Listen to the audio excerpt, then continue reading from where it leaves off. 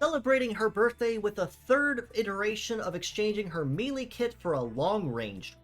It is our resident bunny idol meta tuber, IDL07, Cheerful Bunny 3, with a completely brand new kit across the board of Charge Upper, HP Shot, OC Shot, Biped Legs, and the leg ability of Supporter, which is a brand new leg ability that buffs all leg stats minus armor and heavy limit for every plant placed on the field. Now, when it comes to the resident meta-tuber gals, it's very obvious that Imagineer just adores its little. Between Shushu Pop being the very first one that got the trend started, Leah Lila that came later, or even Cheerful Bun as the newest member of the group, all three members are absolutely beloved by the community and the company worldwide and abound. And it's honestly very self-explanatory that to celebrate their birthdays, each one is going to get a brand new form and have a brand new chance to jump back on the field with something new.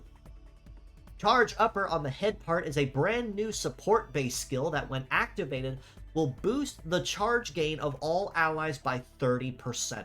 Now, that 30% may sound really huge at first, and to be completely honest, it is in the right scenarios, but you also have to kind of put this into perspective.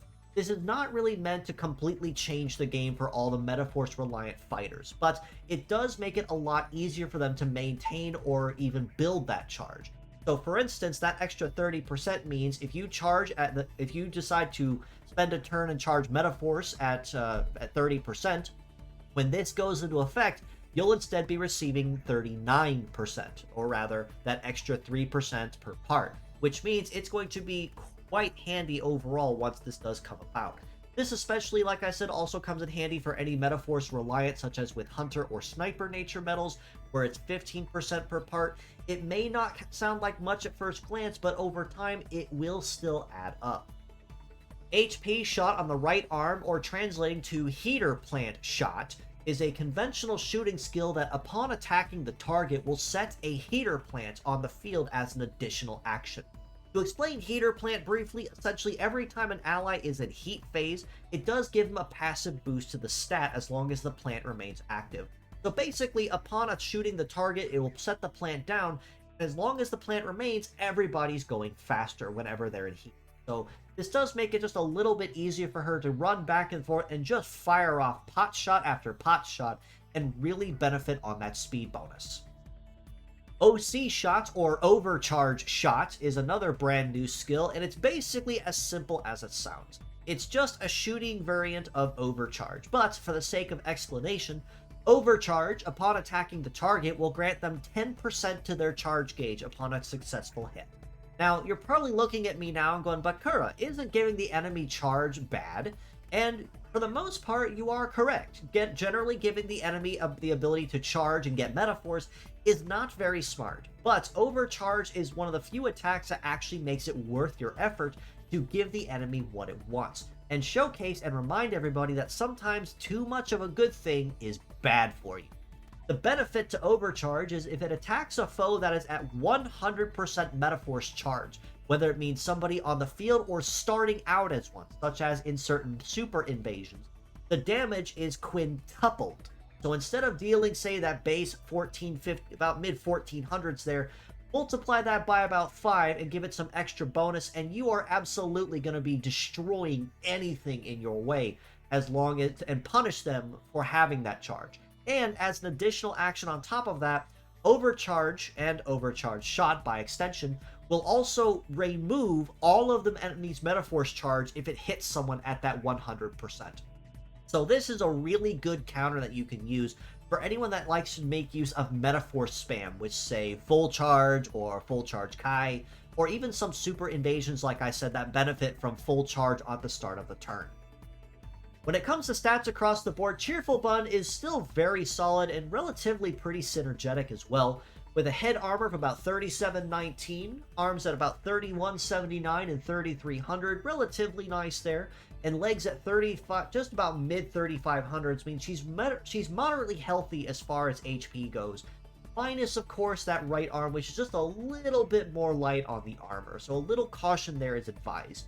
Her base power is actually still pretty solid, though, across the board, HP shot actually having pierce damage on it is really nice though, as it means she really isn't going to have any major problems firing this off back and forth, even as a conventional skill that uses it for damage over just setting plants on them. Even if its base damage isn't super high in the mid thousands, it's still a pretty solid base point to make you. And with overcharged shot at mid 1400s, like I said, and the ability for that to go up, if timed right, that can be catastrophic. Her leg stats actually aren't too shabby either, with a base mobility at 885. She's off to a good start in the speed department, and an evade of 1101 also means that she'll have a pretty decent time dodging or grazing a lot of incoming attacks. Not the greatest chances there is, but the chance will still be there all the same if she's fighting somebody that has a much lower success or a more blind hit. A melee resist of 683 is definitely going to be a major pain point for her though, as this means that anyone that does manage to get up close and personal in Bun's space is going to really lay waste to her quickly, because she does not have very good armor when it comes to protecting against close range attacks. But she does make up for this with a shoot resist of over 1600. So while she can most certainly exchange pot shots with the enemy sniper from afar back and forth, once they're in her personal space, she's going to be really sweating it out trying to get away from them. And with heavy support of 2, she honestly is a pretty well-rounded and synergetic model as well. All this being said though, as a pure set score, I honestly have to rate Cheerful Bunny 3 a pretty solid and well-rounded 7.5 out of 10. Despite the kit itself sounding really weird and scattered in some places, it's very oddly synergetic if used correctly. Overcharged shot is not really going to be used for the most part, minus anyone that tries to make use of charge sustain in any kind of capacity, so it's going to be more of a fallback attack more than anything else. But she is going to be focusing pretty heavily between charge upper and HP shot. HP shot will of course synergize very nicely with the leg ability of supporter, which for every plant placed buffs her leg stats up minus her armor and heavy limit. So the more she can fire this off back to back, the faster she goes, or if there's even other people on the field that can set more plants or anything similar, she can really benefit from that as well. As mixed parts though, I do have to rate her just a little bit higher at an 8 out of 10.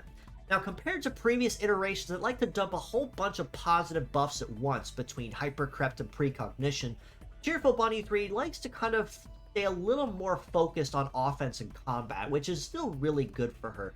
Between charge upper for your charge sustainers of any kind of capacity, HP shot for basically a conventional rifle with with the added bonus of a heater plant when used, and OC shot for your overcharge coverage anytime you're going against anyone with charge sustain, and biped legs for your ultimate supporter as well to kind of help put plants back on the field when it comes to versatility.